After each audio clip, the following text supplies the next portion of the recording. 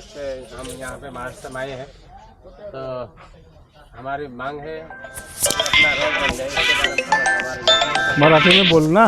बोला आज दिनांक 5/12/2025 रोजी आपल्या गुजरातहून आलेले आमचे गुजरात, मध्य प्रदेश आणि महाराष्ट्र सीमेवर असलेल्या नर्मदा नदीला पुलाची फार मोठी आवश्यकता आहे।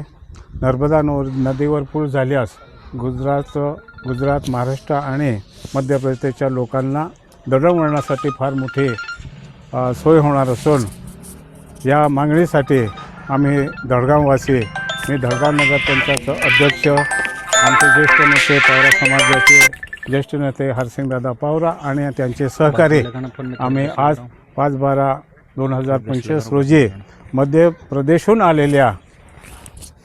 आलेल्यांना आम्ही आमचं समर्थन पत्र देत आहोत। धन्यवाद।